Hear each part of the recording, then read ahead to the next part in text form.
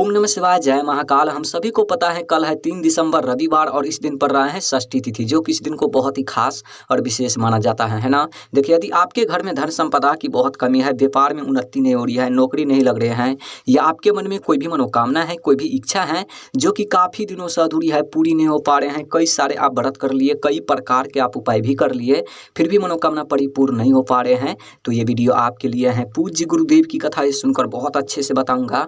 बस आपको तुलसी जी के जड़ में एक छोटा सा उपाय करना होगा, आपका जो भी मनोकामना होगी, जो भी इच्छा होगी, पूरी जरूर होगी, है ना।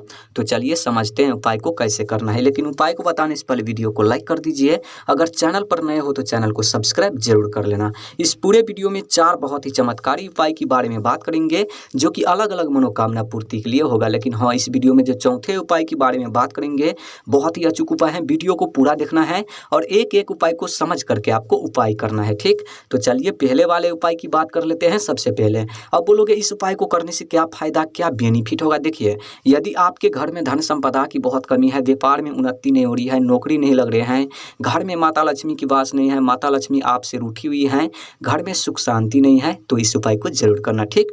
ध्यान से समझना। देखिए, इस उपाय को करने के लिए सबसे पहले आपको 2 दीपक बनाना है, ठीक। मिट्टी का दिया नहीं तो आटे का दिया, यानी कि दीपक को सबसे पहले अच्छी तरीके से तैयारी कर लेना है। कर लिया, उसके बाद आपको लेना है 1 चुटकी हल्दी, छोटा सा कटोरी लेना और उन कटोरी में आपको थोड़ा सा हल्दी ले लेना है। ले लिया, उसके बाद आपको लेना है 5 काले तिल के दाने। देखिए, जो आप 5 काले तिल के दाने लेंगे, खंडित नहीं होना चाहिए, इस बात को ध्यान रखना।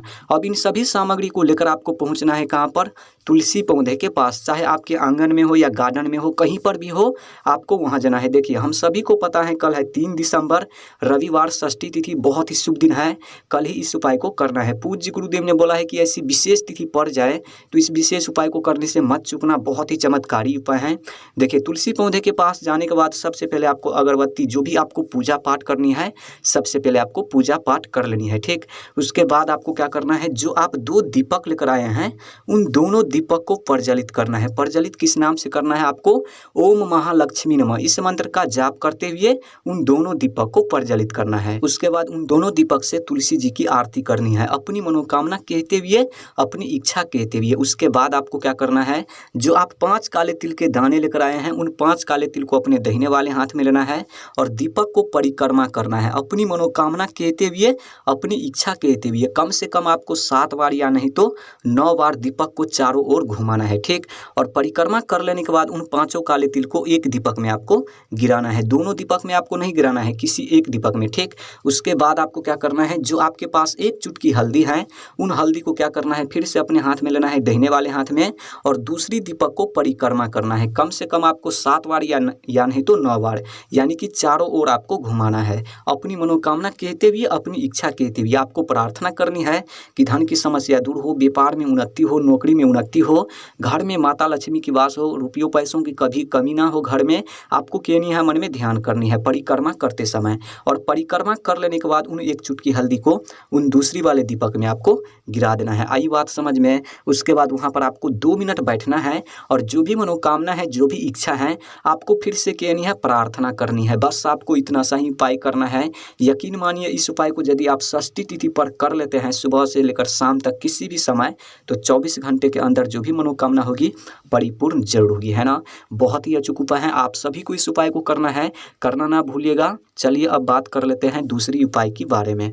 अब बोलोगे इस उपाय को करने से क्या फायदा, क्या बेनिफिट होगा। देखिए, यदि आपके मन में कोई भी मनोकामना है, कोई भी इच्छा है जो कि काफ़ी दिनों से अधूरी है, पूरी नहीं हो पा रहे हैं, कई सारे आप व्रत कर लिए, उपाय कर करके थक चुके हो, फिर भी मनोकामना परिपूर्ण नहीं हो पा रहे हैं, हृदय की कोई बात है जिसे आप काफ़ी दिनों से परिपूर्ण करना चाहते हैं, तो इस उपाय को जरूर करना, समझना इस उपाय को। देखिए, इस उपाय को करने के लिए सबसे पहले आपको 7 हरे मूंग के दाने गिन करके ले लेना है। जैसा कि आप सबको स्क्रीन पर दिख रहा है, आपको इसी तरीके से 7 ठो लेना है, ठीक। और जो आप 7 हरे मूंग के दाने लेंगे, खंडित नहीं होना चाहिए, इस बात को ध्यान रखना। उसके बाद आपको लेना है 1 बेलपत्र, और जो आप बेलपत्र लेंगे, खंडित नहीं होना चाहिए, इस बात को ध्यान रखना। पूज्य गुरुदेव ने यह भी बोला है कि अगर आपको बेलपत्र नहीं मिल पाता है तो आप शिवलिंग पर चढ़े हुए बेलपत्र ले सकते हैं, पूरा उसको धो करके आप उपाय में ले सकते हैं। ठीक, उसके बाद आपको क्या करना है, एक तांबे का लोटा लेना है और उन तांबे के लोटे में अपने घर से आपको जल भर लेना है। अब इन सभी सामग्री को लेकर आपको पहुंचना है कहाँ पर,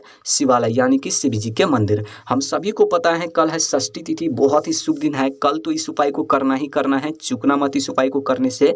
देखिए मंदिर जाने के बाद सबसे पहले आपको क्या करना है, जो आप एक लोटा जल लेकर गए हैं उत्तर साइड मुख करके खड़े होनी है और श्री शिवाय नमस्तुभ्यम का जाप करते हुए एक लोटा सबसे पहले आपको जल समर्पित करना है। ठीक, उसके बाद आपको क्या करना है, जो आप 7 हरे मूंग के दाने लेकर गए हैं उन 7 हरे मूंग को दाने को मतलब माता अशोक सुंदरी जी के स्थान पर समर्पित कर देना है एक एक करके।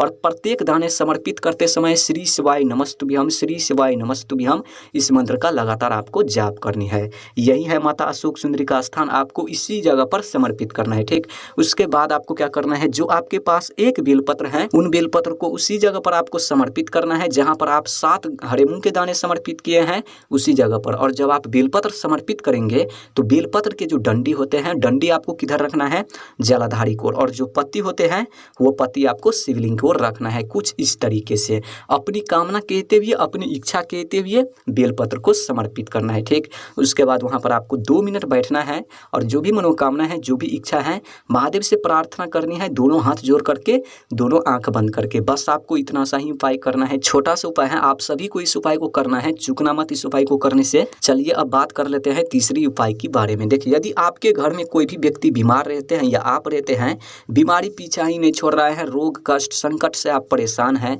तो इस उपाय को जरूर करना, समझना इस उपाय को। देखिए इस उपाय को करने के लिए सबसे पहले आपको 5 समी का पत्ता लेना है। कितना लेना है, 5 ठो आपको यहाँ से तोड़ना है। ये है 1 समी का पत्ता, इसे 1 समी का पत्ता माना जाता है। ठीक, आपको इसी तरीके से 5 ठो ले लेना है। ले लिया, उसके बाद आपको लेना है थोड़ा सा शहद, 1 चम्मच या 2 चम्मच, छोटा सा कटोरी लेना और उन कटोरी में आपको थोड़ा सा ले लेना है।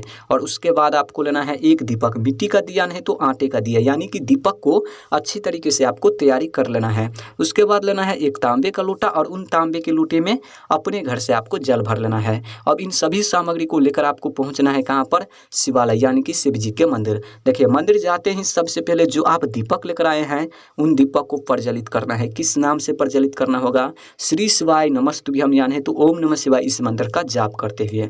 और दीपक से आपको आरती करनी है। प्रज्वलित कर लेने के बाद अपनी कामना कहते हुए, अपनी इच्छा कहते हुए शिव जी भगवान को आरती करनी है। ठीक, उसके बाद दीपक को रखनी है वहाँ पर और जो आप 1 लोटा जल लेकर आए हैं उन जल को आपको पतली धार में समर्पित करना है, जिससे आप कुल 11 बार श्री शिवाय नमस्तुभ्यम इस मंत्र का लगातार आप जाप कर सके, है ना।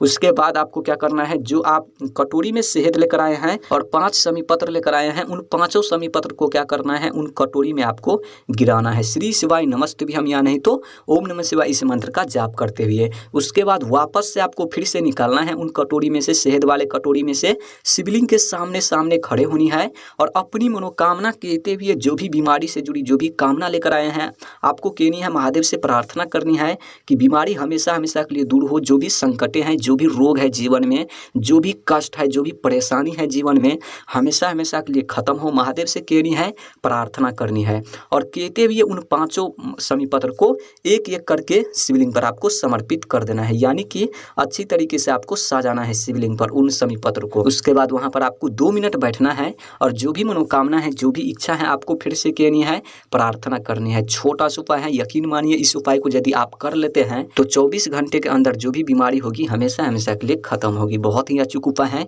चलिए अब बात कर लेते हैं आखिरी उपाय के बारे में, यानी कि चौथे उपाय के बारे में।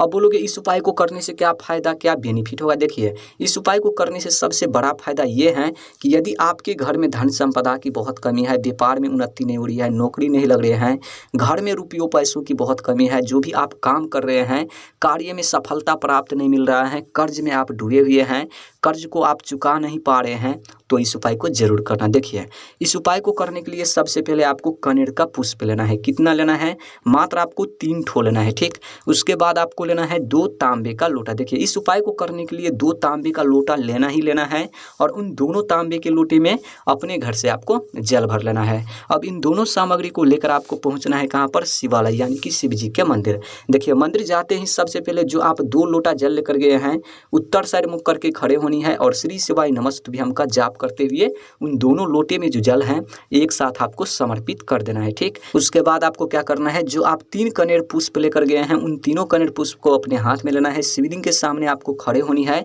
आप सबको पता है कल है षष्ठी तिथि, बहुत ही शुभ दिन है, इसी दिन इस उपाय को किया जाता है। देखिए, शिवलिंग के सामने खड़े होकर उन तीनों मतलब वो फूल को एक एक करके आपको शिवलिंग पर समर्पित करते जाना है। अपनी कामना कहते हुए धन से जुड़ी जो भी समस्याएं हैं आपको कहनी है, महादेव से प्रार्थना करनी है कि धन की समस्या दूर हो, व्यापार में उन्नति हो, नौकरी लग जाए, आपको कहनी है महादेव से प्रार्थना करनी है।